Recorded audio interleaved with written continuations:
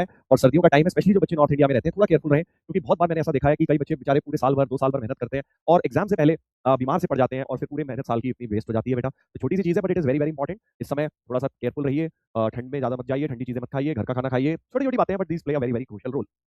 ठीक है? अपने आप को बिल्कुल रेडी रहिए रखिए। अब जेईई पेपर के लिए अपने आप को तैयार करना शुरू करिए। एक होता है कि आप सब्जेक्ट की तैयारी कर रहे हैं और एक होता है कि एज़ अ मतलब ओवरऑल पर्सन आप कैसे एज़ अपनी बॉडी को तैयार कर सकते हैं। उसके लिए एक हो गया हेल्थ बहुत इंपॉर्टेंट, एक हो गया स्लीप बहुत इंपॉर्टेंट है, एक हो गया मेंटल हेल्थ बड़ी इंपॉर्टेंट है कि पॉजिटिव फील करिए, अपने आप को पॉजिटिव रीइंफोर्स करिए। फिर एक बायोलॉजिकल क्लॉक बहुत इंपॉर्टेंट है कि भई जैसे मान लीजिए अभी आप लोगों के एडमिट कार्ड्स नहीं आए होंगे, है ना? जब एडमिट कार्ड्स आ जाएँ, आपको स्लॉट्स मिल जाएँ अपने की मॉर्निंग शिफ्ट है, इवनिंग शिफ्ट है, तो उस हिसाब से अपनी डेली पढ़ाई का रूटीन भी आपको वैसे करना है सेट। बहुत इंपॉर्टेंट बात है। मतलब ये है जैसे मान लीजिए आपका सपोज़ 9 बजे वाला स्लॉट आ जाता है, 9 साढ़े 9 जो भी है, वो आपका स्लॉट मिल जाता है और डेली आपकी हैबिट है कि आप उठते ही 10 बजे हैं, सपोज़ एग्जांपल दे रहा हूँ कि यार आप उठते ही 8 बजे, 9 बजे हैं और उस दिन एग्जाम वाले दिन आपको उठना पड़ेगा अर्ली मॉर्निंग। तो जो आपका एग्जाम आएगा उस हिसाब से अपनी पढ़ाई का शेड्यूल भी फॉलो कर लीजिएगा, एग्जाम से कम 10 दिन पहले, ठीक है? जब आपके पास एडमिट कार्ड्स आ जाएँ, तब आपको मिल जाए तो अपना जो डेली का रूटीन है वो उस हिसाब से सेट कर लीजिएगा ताकि आप जिस टाइम एग्जाम दें, उस टाइम डेली पढ़ रहे हो। ये बहुत बड़ा फैक्टर होता है। कई बार हम जब हमारी बॉडी को हैबिट पड़ जाती है ना कि यार उस टाइम हमारी आउटपुट मैक्सिमम आएगा कि नहीं आएगा। तो अगर 9 से 12 पेपर है और आप लगभग 9 बजे चिल कर रहे होते हैं, खेल रहे होते हैं, मोबाइल रील देख रहे होते हैं, तो आपका आउटपुट मैक्सिमम नहीं आएगा उस समय। तो डेली हैबिट डालिए कि उस टाइम पर आपको पढ़ना होगा।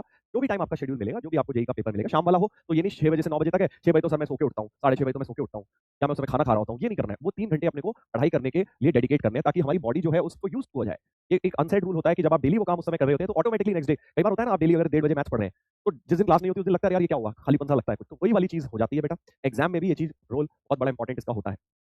यस। तो अगर आप 9 बजे मान लीजिए अब कुछ लोग लिख रहे हैं सर मैं तो 8:30 उठता हूँ। हाँ, तो अगर आप 8:30 उठते हैं और मान लीजिए आपका 9 बजे वाला पेपर 9:30 बजे वाला आ जाएगा, तो आप अगर 8:30 बजे उठ रहे हैं उस दिन तो आपको 5-6 बजे उठना पड़ेगा। फिर आप उस दिन कैसे आउटपुट अच्छा लाएँगे? क्योंकि आपकी बॉडी इरिटेटेड होगी, स्लीप साइकिल डिस्टर्ब हो चुकी होगी। तो डेली अगर मान लीजिए 9 बजे वाला स्लॉट मिल जाता है, उससे 10 दिन पहले डेली अपना 6 बजे उठना शुरू कर देना, ताकि आपकी बॉडी को यूज़्ड टू हो जाए उस चीज़ की। ठीक है? तो इस बात को ध्यान रखिएगा, बहुत इंपॉर्टेंट चीज़ है, बहुत-बहुत इंपॉर्टेंट चीज़। कई बच्चे इसको फॉलो नहीं करते हैं, फिर लास्ट में एग्ज़ाम वाले दिन परेशान होते हैं कि सर उस दिन सर माइंड हमारा ब्लैंक हो गया, सर समझ नहीं आ रहा था, नींद आ गई थी, सर सोच नहीं पा रहा था। ये सब होता है ना जिनके साथ, उनके साथ इसी वजह से होता है क्योंकि वो बायोलॉजिकल क्लॉक ही सेट नहीं है।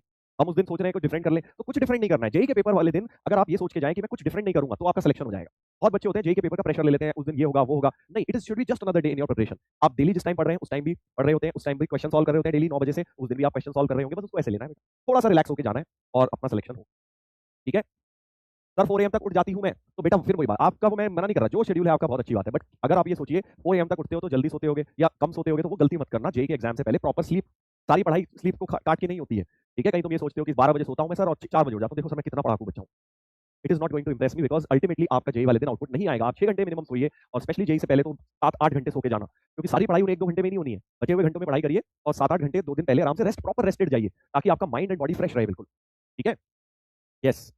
Sir I sleep from 10 AM 3 AM to 10 AM. हाँ, तो अगर 3 एएम टू 10 एएम है और अगर मान लीजिए आपका मॉर्निंग स्लॉट है, तो फिर दिक्कत हो जाएगी ना आपको उस दिन। तो इसलिए इसको चेंज करिएगा अगर मॉर्निंग स्लॉट आ गया। इवनिंग स्लॉट आ रहा है फिर कोई दिक्कत ही नहीं है। ओके? यस। साढ़े 5 घंटे ठीक है सर। एंजल प्रिया कह रही हैं। अरे एंजल प्रिया? एंजल प्रिया है क्या तुरंत? सुना-सुना लग रहा है कुछ एंजल प्रिया। हाँ, नाम तो देख लो भाई साहब क्या रख सकते हैं। लड़का होगा पक्का ये, हाँ। पक्का लड़का है ये। ठीक है बेटा, बहुत बढ़िया। सही जा रहा है तू। एक कह रहा है सर चश्मा, चश्मा भी लगा लेंगे, चश्मा भी लगा लेंगे। हाँ। शाबाश। सर 4 टू 9 अब ठीक है। बहुत अच्छी बात है, आप अपने-अपने टाइम स्लॉट मुझे मत बताइए, मैंने बस आपको बता दिया है। हाँ। चलो यहाँ पर देखेंगे। यस, तो स्टार्ट करेंगे, फोकस करेंगे। छोटी सी बात के साथ हमने स्टार्ट किया है बेटा। देखो, मैं आप सब लोगों की जो इस समय आप गो थ्रू कर रहे होंगे, उन सब इमोशंस को समझता हूँ बिकॉज़ मैंने खुद ड्रॉप लिया है यार और मैं जानता हूँ कि एक साल कितना स्ट्रेसफुल होता है और आप इसमें क्या सोच रहे होंगे, क्या क्या थॉट्स आपके माइंड में आ रहे होंगे। बिलीव मी, अगर आप यही सिलेक्शन चाहते हैं, आपने पढ़ाई अगर करी है, मैं उन बच्चों की बात कर रहा हूँ जिन्होंने पढ़ाई करी है, जिन्होंने नहीं करी हो तो तुम चिल मारो यार, तुम्हें क्या, है ना? अगर आपने पढ़ाई करी है, तो आपके और जेईई के सिलेक्शन के बीच में पता है कौन है बस? आप हैं बस, दैट इज़ इट और कोई नहीं है। हमारा जो नेगेटिविटी है, हमारी ओवरथिंकिंग है, सिर्फ ये होता है।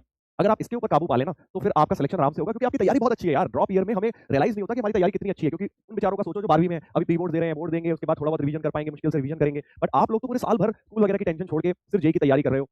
फ्रेश 11th-12th सब पढ़ लिया, एक तरह से रिवाइज़ ही करा है बहुत सारी चीज़ें बिकॉज़ 12th में भी पढ़ी थी। तो आप लोगों की सिचुएशन बहुत बेटर है। सिर्फ सिर्फ मेंटली अगर आप स्ट्रांग रहें, सोच के जाएँ, एक पॉजिटिव थॉट प्रोसेस के साथ जाएँ कि हाँ यार हमारा होगा क्यों नहीं होगा जब पढ़ाई करिए तो, आपका सिलेक्शन हो जाएगा। ठीक है? यस।